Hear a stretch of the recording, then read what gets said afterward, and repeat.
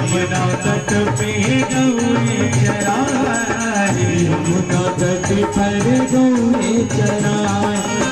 कर में मुरली कांवरकारी, कर में मुरली कांवरकारी, झांकी झरोखा में भागे बिहारी, झांकी झरोखे में भागे बिहारी। सावरिया ऐसे नहीं, दोनों हाथ उठा करके बड़े प्रेम से श्री राधे। मीठी मीठी बाजे मधुर तेरी बांसुरिया, सावरिया मीठी मीठी बाजे मधुर तेरी बांसुरिया, बांसुरिया मीठी मीठी बाजे मधुर तेरी बांसुरिया।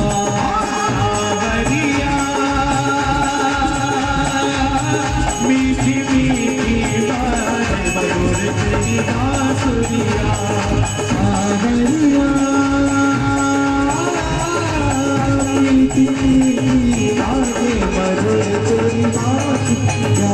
रो लागे वृंदावन राम जान, रो लागे बिहारी लागे वृंदावन राम, जहाँ मेरा बाते बिहारी। रो लागे वृंदावन राम, जहाँ मेरो बाते बिहारी, लागे वृंदावन राम, जहाँ मेरो बाते बिहारी।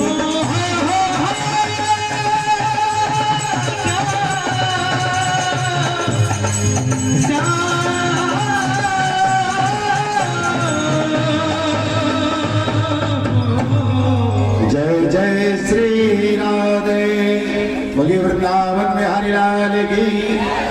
जोर से बोल दो, वृंदावन में हरि लाल की। हमारे बीच में केसर गेज एजेंसी के रजनीश शर्मा जी हमारे बीच में पधारे हैं। व्यासपीठ से हम उनका हृदय से स्वागत करते हैं और उनके साथ आए हुए समस्त अतिथियों का हम स्वागत करते हैं। और आज ये परम सौभाग्य है, मैं पिंकू भैया को ये जरूर बताना चाहूँगा।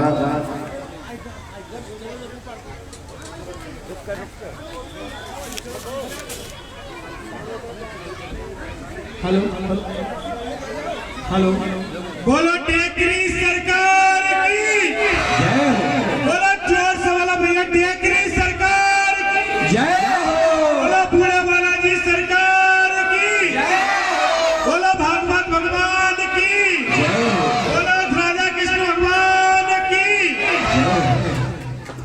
हमारे बड़े भाई ये आप पहली बार मिलोगे इनसे, दूसरी बार। हमारे बड़े भाई बहुत नरम स्वभाव के हैं, कोई का भी कैसा भी काम होता है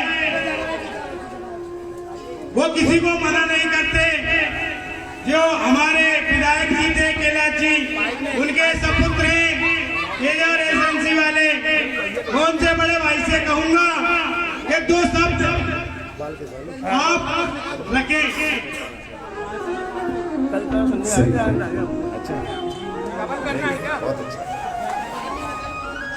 श्री राधे, थोड़ा जल्दी करिएगा। हमारी जो महिला है, इन लोगों ने एक एक रुपए इकट्ठा करके नहीं इस भागवत भगवान को 22 साल प्रदान करे हैं। मैं भाई साहब से कहूंगा कि कुछ बोले। जय श्री राधे। मैं बाबा साहब ने यहाँ हमारे सभी भक्तजनों का मैं हृदय से नमन करता हूँ।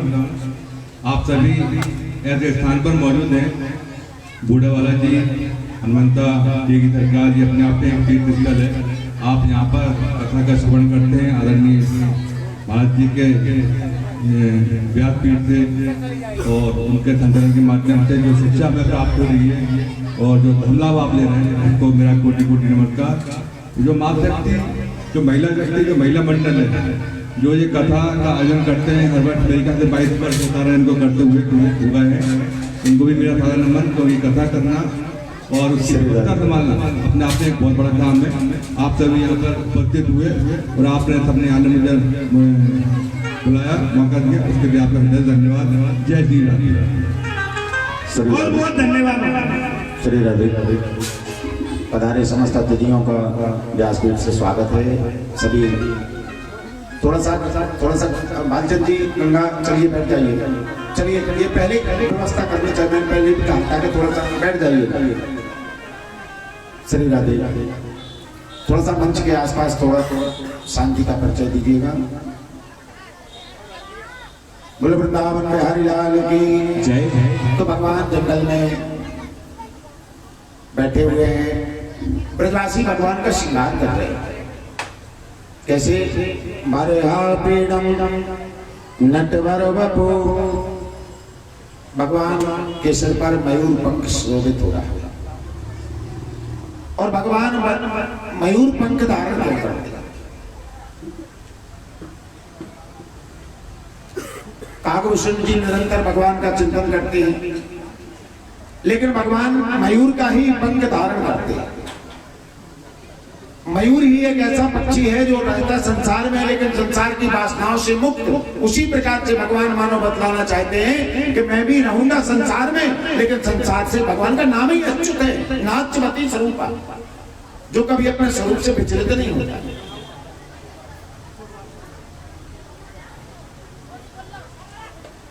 और एक बार तो क्या हुआ, कन्हैया बंसी पर खड़े होकर के बंसी पे जा रहे, भगवान की बंसी बज रही है। एक मयूर आया, मयूर ने आकर के एक बंसी की तान को सुना, ताता थैया करके नाचने लगा। भगवान नेत्र बंद करके बंसी पे जा रहे थे। अचानक भगवान के नेत्र खुले तो देखते क्या है कि मयूर ताता थैया करके नाच रहा है। जैसे मयूर को नाचते हुए देखा, अब ये मयूर आया था बरसाने से। मयूर ने कन्हैया को देखा, नेत्र खोले तो आगे आगे चलने लगा। कन्हैया भी मयूर का पदचिन्हों का अनुसरण करते करते पीछे पीछे लगे,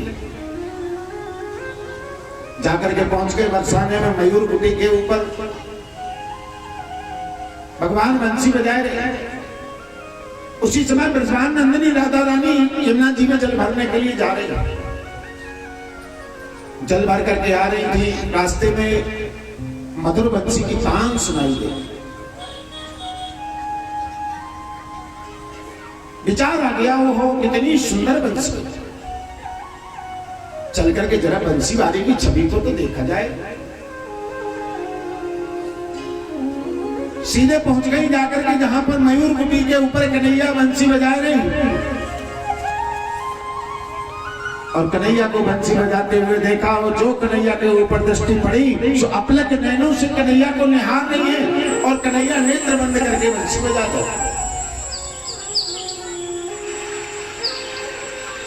अचानक नैन खुले, देखा मयूर ताता थैया करके नाच रहा है। नजर घुमाई और घूमते घूमते जाकर के जैसे ही राधा रानी के ऊपर कन्हैया की नजर पड़ी, तो जब देखी वृषभान ये बिचबूती हो, और बंसी रह गई हाथ में, फिर नहीं लागी फूंक। भगवान ने जो राधा रानी की छवि को देखा, बंसी बजानी भूल। इधर दोनों के नैन चार हो गए। अपलक नैनों से राधा कन्हैया को निहार रही, कन्हैया राधा जी को निहार रही। राधा ने रानी के सिर पर है गगरी, और कन्हैया ने जैसे ही खिलखिला करके हंसना प्रारंभ किया, जैसे ही नैन चार हुए, कन्हैया ने खिलखिला करके हंसना प्रारंभ किया। सुखदेव जी महाराज कहते, करो राजन दर्शन, इसकी हंसी पर तो ये दुनिया फंस जाती है। और जो मुस्कुराए राधा रानी सब कुछ अपनी सुध-बुध भूल गई, अपने आंचल के पल्लू को खींच करके चेहरे को छुपाना चाहा, गगरी गिरी और हमारे कन्हैया बोल पड़े, राधा बचा ले वरना गगरी फूट जाएगी, राधा बचा ले वरना गगरी फूट जाएगी।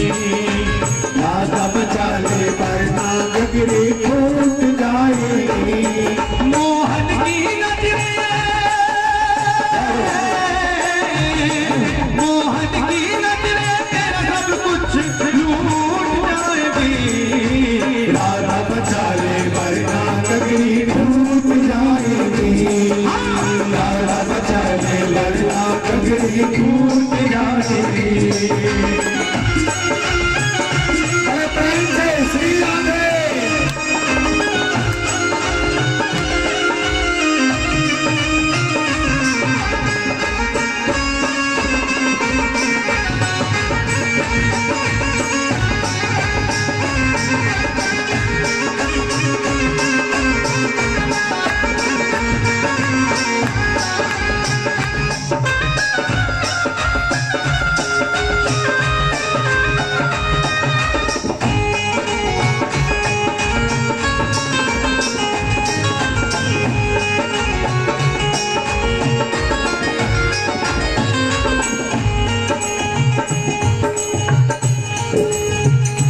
भगवान बंसी बजाए रहे हैं।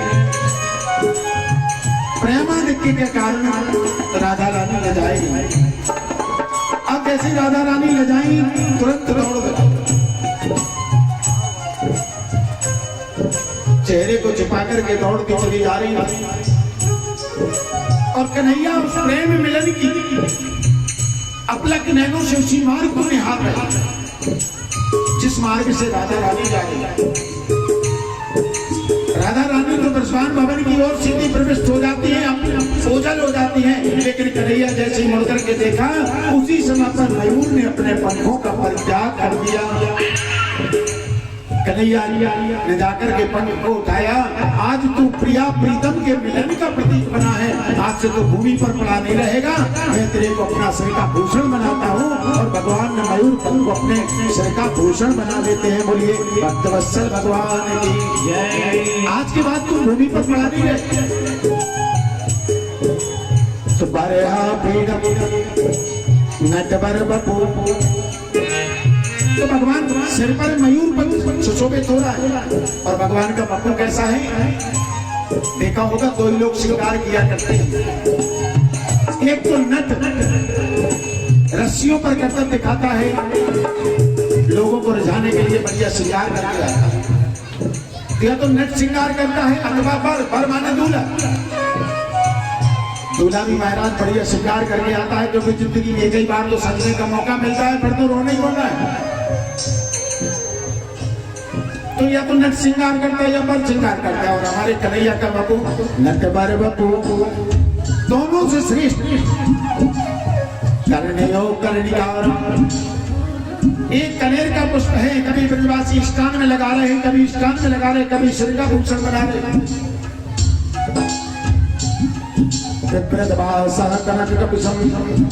भगवान के नीलम पर्दे पर पीताम्बर कैसे सुशोभित हो रहा है, मानो जैसे नीले आकाश में अचानक बिजली पहुंच गई। किसी ने पूछ लिया सरकार पीताम्बर ही धारण क्यों करते हो? अरे नीला अंबर रक्त अंबर अन्य कोई अंबर? बोले ना। क्यों पीताम्बर ही क्यों धारण करते हैं? बोले पीतया राधया अमरम धरती थी पीताम्बर धरा। हमारे कन्हैया का स्वरूप कैसा है? बिल्कुल भौरे की तरह। और हमारी राधा रानी का बिल्कुल चंपे के पुष्प की तरह। एक बार चंपे से जाकर के किसी ने पूछ लिया, करी चंपा चंपा तो में तीन गुण रूप रंग और बास, और अवगुण तो में कौन सो जो भ्रमर ना आवे पास। अरे चंपा तेरा रूप अच्छा है, रंग अच्छा है, गंध अच्छी है, पर ऐसा कौन सा दुर्गुण है कि भौरा तेरे पास में पराग लेने को नहीं आता? चंपा ने कहा मैं क्या बताऊं, ये तो भौरे से पूछो। तो हमारे कन्हैया का स्वरूप कैसा है? बिल्कुल भौरे की तरह। भौरा देखा बिल्कुल काला होता है, बिल्कुल काला, ब्लैक डायमंड। हमारे कन्हैया भी बिल्कुल भौरे की तरह। जब भौरे से पूछा तो भौरे ने कहा कि चंपक वर्णी राधिका और भ्रमर कृष्ण का दास, और निज के जननी जान के भ्रमर न आवे पास। महाराज मैं चाहता हूँ लेकिन जब चंपे के पुष्प को निहारता हूं तो उसमें हमें अपनी मां राधा रानी की छवि का दर्शन होता है। तो मैं प्रणाम करके वापस आ गया। अब जरा हम भाव में चल करके देखें कि देखो भक्तों का काम है भजन करना, और हमारे भगवान कैसे हैं, ठाकुर जी कैसे हैं, बिल्कुल भौरे की तरह काले। इधर हमारे राम जी काले, उधर हमारे श्याम जी काले। और जब भक्त भजन करते होंगे तो कैसे करते होंगे कि काले राम राम राम काले काले काले कृष्णा कृष्णा कृष्णा कृष्णा काले काले काले राम राम राम काले काले काले कृष्णा कृष्णा कृष्णा कृष्णा काले काले काले राम राम राम काले काले काले कृष्णा कृष्णा कृष्णा कृष्णा काले काले काले राम राम राम काले काले काले कृष्णा कृष्णा कृष्णा कृष्णा काले काले। तो इधर हमारे कन्हैया काले, इधर हमारे राम जी काले। अब भक्तों का काम है, भक्त तो अपने आ गए काले राम काले कृष्णा। अब इधर राम जी का विवाह जानकी जी के साथ में संपन्न हुआ, राधा रानी का विवाह कन्हैया के साथ में संपन्न हुआ। और पहले दिन ही जब मंदिर में विराजमान हुए, अब भक्त तो 4 बजे रात से पहुंच गए मंदिर में, दरवाजे पर जाकर के बैठ गए काले राम काले कृष्णा। इधर जानकी जी ने राम जी से कहा महाराज ये अपना स्वरूप बदलो, ये नहीं चलेगा। बोले क्यों? बोले आपने सुना नहीं वो 4 बजे सुबह से आ गए थे और आकर के बैठ गए दरवाजे में काले राम। इधर राधा रानी ने जानकी कन्हैया से कहा कन्हैया अपना स्वरूप बदलो, ये नहीं चलेगा। कन्हैया ने कहा क्यों? बोले वो 4 बजे से आ गए काले कृष्णा। कन्हैया ने कहा भैया अगर करिया को कोई करिया कह रहा है तो कहने दो, उसमें बिगड़ क्या जाएगा, अपन तो वैसे ही काले हैं। राधा रानी ने कहा आपको भले कोई फर्क ना पड़े लेकिन हमें तो बड़ा बुरा लगता है। और स्वाभाविक बात है, किसी का पति भले कोयले की खदान से क्यों ना निकाला हो, इतना काला हो, और अगर पत्नी से जाकर कहो कहा है तुम्हारे कालूड़ा, बड़ा बुरा लगेगा पत्नी को। इधर जानकी जी को बड़ा बुरा लगा, इधर राधा रानी को बड़ा बुरा लगा। कन्हैया ने कहा राधा अरे मैं तो कुछ नहीं कर सकता, अगर तुम कुछ कर सकती हो तो कर डाला। सो राधा रानी ने क्या किया, अपने पीत वर्ण की कांति में से कुछ कांति निकाल करके कन्हैया को भेंट कर दी। इधर जानकी जी ने अपने पीत वर्ण की कांति में से कुछ कांति निकाल करके राम जी को भेंट करी। और जब काला और पीला रंग मिलता है तो रंग तैयार होता है हरा। दूसरे दिन भक्त पहुंचे, ले जा करके देखा कल तो काले थे आज हरे हो गए। सो भजन बदल गया, हरे राम राम हरे हरे हरे कृष्णा कृष्णा कृष्णा हरे हरे हरे राम राम राम हरे हरे हरे कृष्णा कृष्णा कृष्णा हरे हरे हरे राम राम हरे हरे हरे कृष्णा कृष्णा कृष्णा हरे हरे हरे राम राम राम हरे हरे हरे कृष्णा कृष्णा कृष्णा हरे हरे। बोलिए राम कृष्ण भगवान की। वैसे ये तो भक्तों के भाव जगत की बात है। हरि शब्द से ही हरे बना हुआ है, हरति जीवा नाम पापा मिति हरि, जो जीवों के पाप ताप का हरण करता है। ऐसे भगवान को हम बारंबार प्रणाम करते हैं। बोलिए वृंदावन बिहारी लाल की। तो विप्रतवासा कनक कपिशम वैजयंतीम चमाला, भगवान के गले में 5 प्रकार के वन्य पुष्पों से ग्रसित वैजयंती माला सुशोभित हो।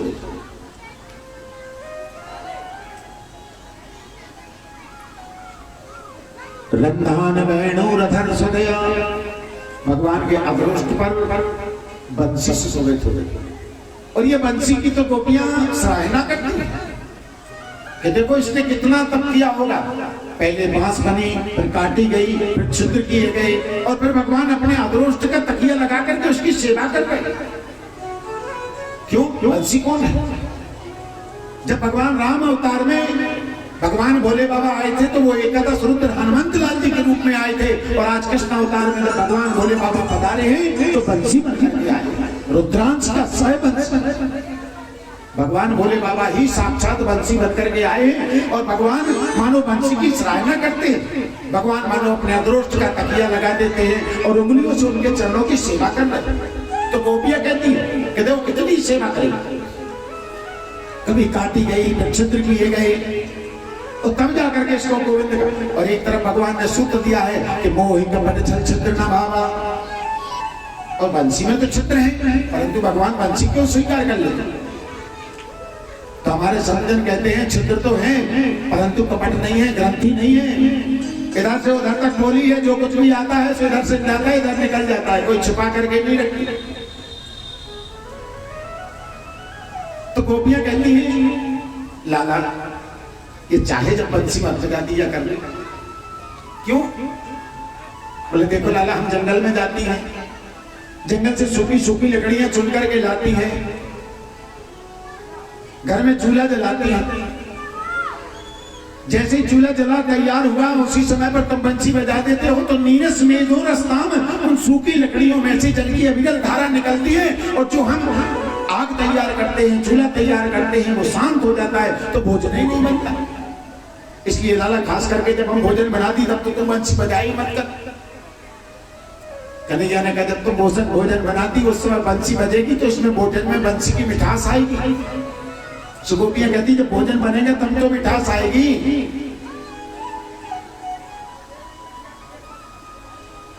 गोपियां बड़ी सराहना करती। एक बार भगवान बंसी बजकर खड़े होकर के बंसी बजा रहे हैं, यमुना जी का पुलिन है, यमुना भैया विचार कर रही है कि देखो मेरे पास में जल है। जैसे ही भगवान ने बंसी बजाना शुरू किया, गायों के थनों से अविरल दूध की धारा चली जाकर के सीधी यमुना जी में मिल गई। जल हमारे पास में है, दूध गायों ने दे दिया, पत्र पुष्प वृक्षों के पास में है, जरा सब सामान मिल जाता तो क्यों ना गोविंद को अर्घ्य समर्पित कर देते। उसी समय भगवान ने बंसी बजाई, बंसी बजी, गायों की थनों से अविरल दूध की धारा बही जाकर के यमुना जी में मिली। यमुना जी ने विचार किया जल तो मेरे पास पहले से है, दूध गायों ने दे दिया, हवा का झोंका चला, उसी समय पत्र पुष्प गिरे वृक्षों के और पत्र पुष्प लिए। और भगवान का स्वभाव है पत्रम पुष्पम फलम तो में यो में मक्का प्रक्षति।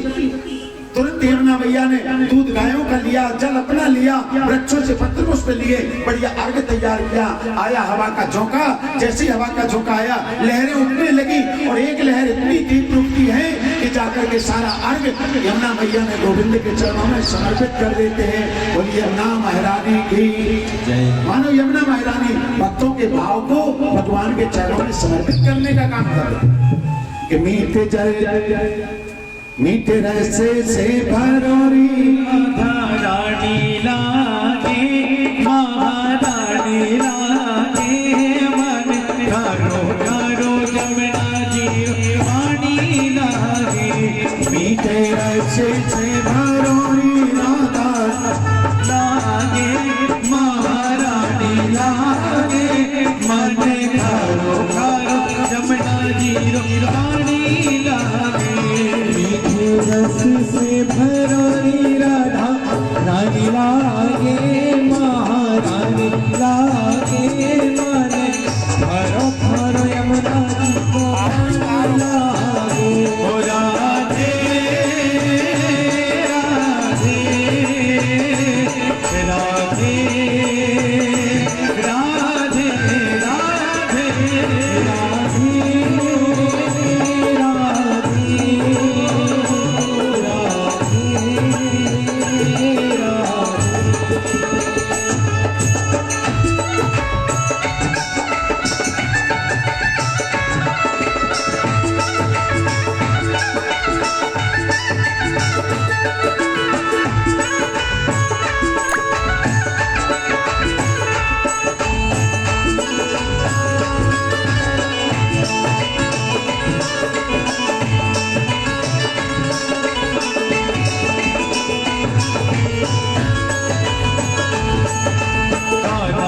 मुरली में तेरे सुमरे बारंबार, जानत मुरली में तेरे सुमरे बारंबार, कोटिन रूप धरे मन मोहन।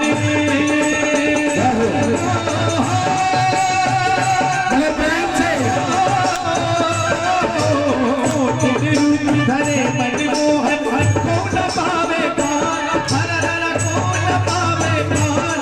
रूप रंगी रवीनी कट रानी लागे, महारानी लागे। खाने घरो घरो यमुना जी रो पानी लागे। मीठे रस से भरोरी महारानी लागे, महारानी लागे। पानी खारो खारो यमुना जी को पानी लागे। तो मानो यमुना मैया भक्तों के भावों को भगवान के चरणों में ले जाने का प्रयास करें। चूंकि कथा यात्रा बहुत लंबी है, बजलों में समय न निकालते हुए कथा यात्रा को अंतिम पड़ाव तक लेकर के चलना है। आज गिरिराज मुझे तक कथा जानी है, क्योंकि कल रुक्मणी जी का विवाह होगा और परसों कथा का समापन होना है। आज भगवान की कृपा है कि हमारी माता बहनों के परम भाव के कारण आज 22 वर्ष इस कथा को पूर्ण होने को आ गए हैं और 2 दिन की कथा शेष रह गई है। तो थोड़ा सा भजनों में समय न निकालते हुए अपन कथा यात्रा में प्रवेश करते हैं।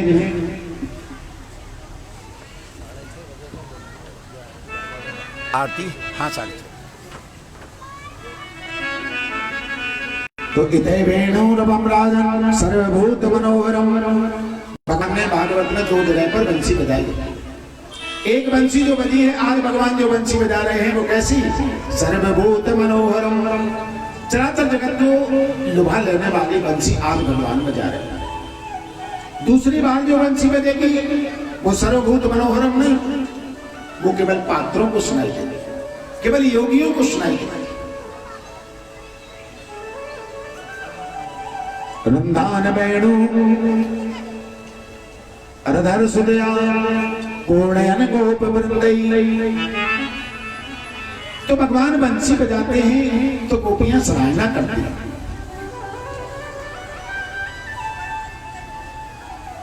और अब आता है पावन समय। हेमंत ऋतु का भी बड़ा सुंदर चित्रण किया।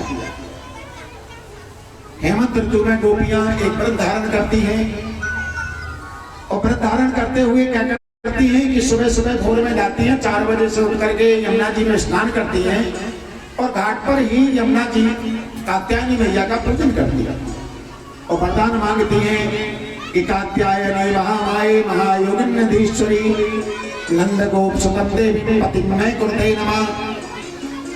हे कात्यायनी मैया, हमारी इस पूजा का अगर हमें फल मिले तो हमें पति रूप में नंद का लाला ही हमें पति रूप में प्राप्त हो। और ऐसी मान्यता है कि जिनकी बिटिया के विवाह में किसी प्रकार की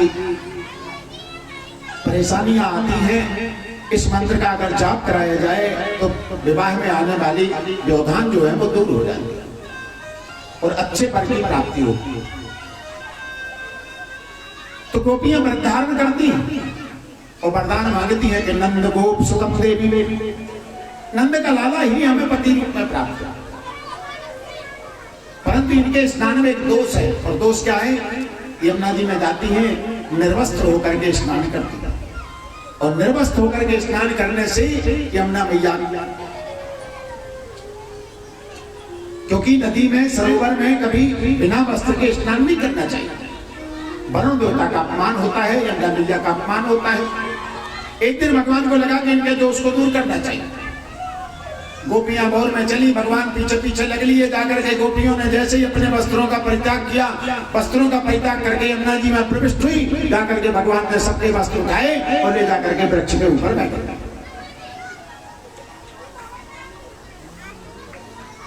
भगवान बैठे हुए हैं वृक्ष के ऊपर। गोपियों ने स्नान किया।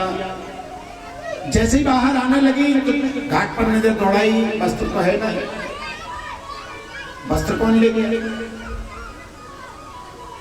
चारों तरफ नजर दौड़ाई, शायद बंदर उठा करके ले गए। देखते क्या है, एक जगह पर वृक्षों के ऊपर वस्त्र यत्र तत्र बिखरे हुए हैं।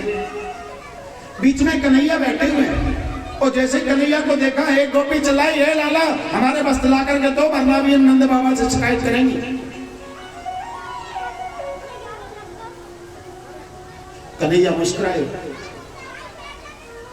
एक गोपी ने कहा, लाला हमारे वस्त्र ला करके दे दो, हमें वस्त्र धारण करना, हमें पूजन करना है। कन्हैया ने कहा, जाओ नंदा बाबा से शिकायत करे आओ पहले।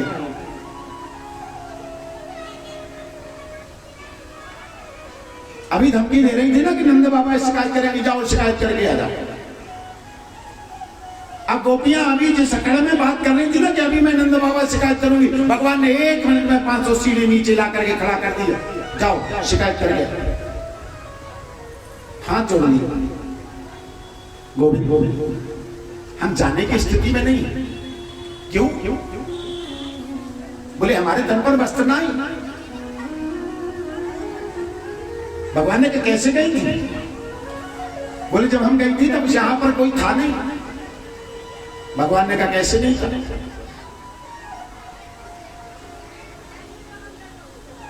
जब तुम जल में गई थी उस समय भी था और अब भी है। तुम जाकर के नंदा बाबा से शिकायत करे।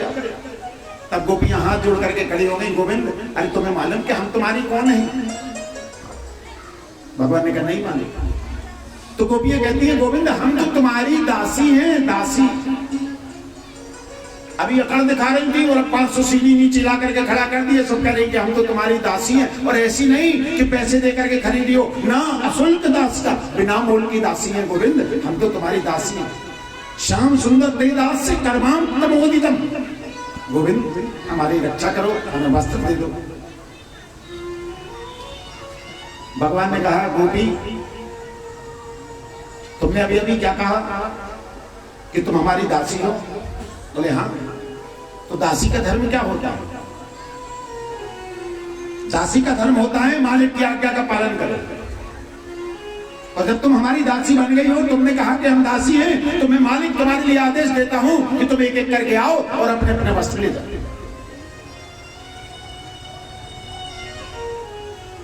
गोपियों ने कहा कि गोविंद हम नहीं आ सकते, हमारे दम पर वस्त्र ना है, हम कैसे आएंगे?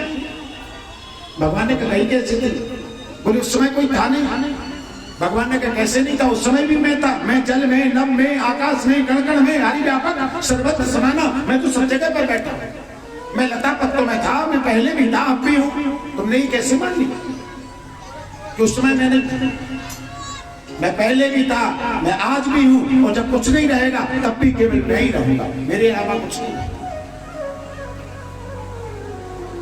क्योंकि गोपियां क्या है? गोपियां कोई सामान्य नारियां नहीं।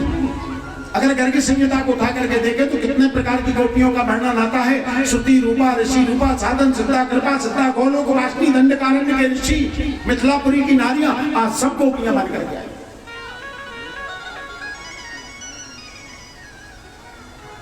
और अगर वास्तव में देखा जाए तो आज भगवान ने जो लीला की है, ये चीरहरण लीला नहीं, ये आवरण भंग लीला है। जीवात्मा परमात्मा के बीच में जो माया का पर्दा पड़ा हुआ है, मायापति ने आकर के स्वयं माया के पर्दे को अलग कर दिया और कह दिया गोपियों आओ, आकर के वरण कर लो, अपना अपना वस्त्र ले जाओ। सारा विकार जैसे ही गोपियों का नष्ट हुआ, ब्रह्म भाव जागृत हुआ, गोपियों ने बिल्कुल संकोच छोड़ करके एक एक करके गोपियां आई, आकर के अपने अपने वस्त्रों को धारण कर लिया। तो अगर वास्तव में देखा जाए तो आज भगवान ने आवरण भंग किया और गोपियों ने वरदान क्या मांगा है कि नंद गोप सुतम देवी पतिमे कुर्ते नमः। नंद का लाला ही हमें पति पति रूप में प्राप्त हो। तो भगवान ने कह दिया जाओ, जब शरद पूर्णिमा की रात्रि में हम रास विहार करेंगे उस समय पर आ जाना, हम तुमको पत्नी रूप में जरूर स्वीकार करेंगे। और भगवान ने 1 वर्ष का समय गोपियों को प्रदान कर दिया। लौट करके आए नगर में, चारों तरफ से केवल सुगंध आ रही है, बढ़िया सुगंध फैली हुई है, घर घर में पकवान बन रहे। जाकर के पहुंच गए, मैया मैया क्या बना रही? बहुत भूख लगी। मैया ने कहा पकौड़ी बन रही, तो जरा मेरे को खिलाए तो भूख लग रही है। मैया ने कहा ना पहले जय जय को भूख लगेगी। भगवान ने कहा जय जय कहां से आ गई? हम दुनिया भर की जय जय बैठे। बोले मैया मुझे तो भूख लगी है। मैया ने कहा जा नंद बाबा से बात कर। नंद बाबा के पास में गए, बाबा मुझे भूख लगी और मैया कह रही है कि जय जय को भूख लगेगी, ये कहा है मामलो। नंद बाबा ने कहा लाला हम प्रतिवर्ष से इंद्र की पूजा किया करते हैं। भगवान ने कहा कि फलम क्यों करते हैं? तो नंद बाबा कहते हैं कि पर्जन्यो भगवान इंद्रो मेघा तस्यात् मूर्धया। हम पूजन करते हैं, इंद्र बरसात करता है। इंद्र बरसात करता है तो हमारे खेतों में फसलें लहलहाती हैं, हमारे यहाँ पर समृद्धि आती है। भगवान ने कहा अच्छा, मथुरा वाले पूजा नहीं करते तो क्या मथुरा में पानी नहीं गिरता? गुना वाले नहीं करते तो क्या गुना में पानी नहीं गिरता? अरे इंद्र का काम है एक जगह पर बैठ करके जो सर्वत्र सब जगह पर समान दृष्टि से देखे, समान दृष्टि से बरसात करे, उसका नाम इंद्र है।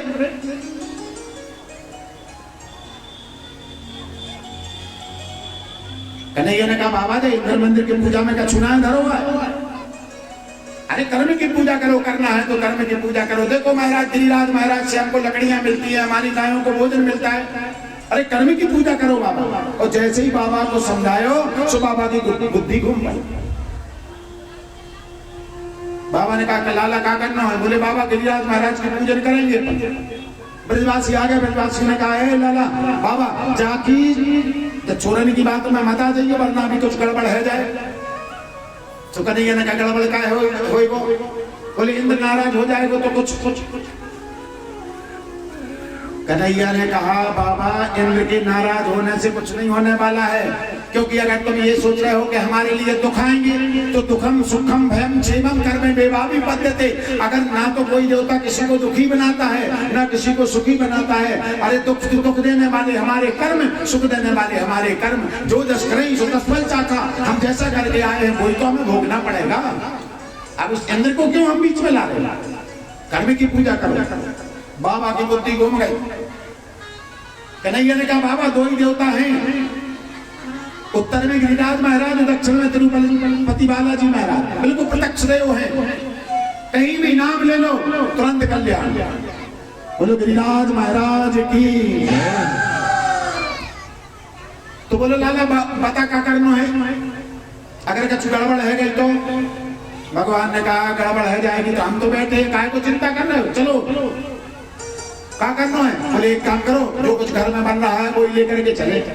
तो क्या बन रहा हो? चल करके देखे, वहां पर माताएं बना रही है नंदरानी जी के पीछे पीछे। क्या बना रही है? कि कुरचन है, खीर मोहन खीर, साउर खुरमी खीर,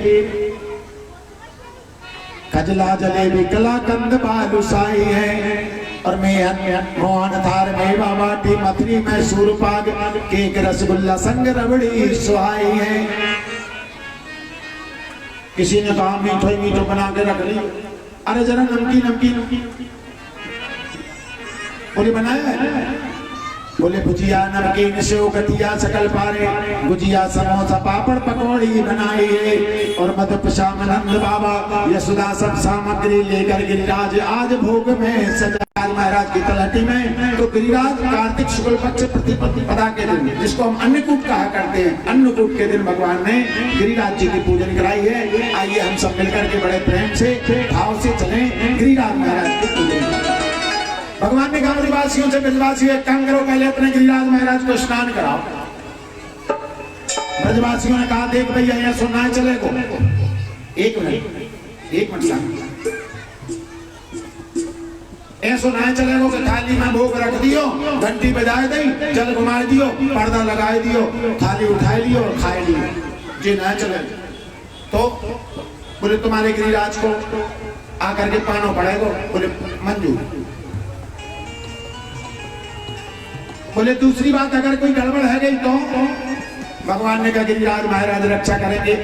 तो अब पहला दिन तो बीत गया, अब अन्नकूट के दिन गिरिराज पूजन हो रही है। सब कन्हैया ने कहा एक ब्रजवासी जाओ जाकर के यमुना जी से जल भर के ले आओ। सब ब्रजवासी गए बेचारे अपने अपनी गगरियां लेकर के यमुना जी से जल भर करके ला रहे, ला करके हर हर गंगे करके स्नान करा रहे। अब 7 कोस लंबे चौड़े हैं गिरिराज महाराज। सवेरे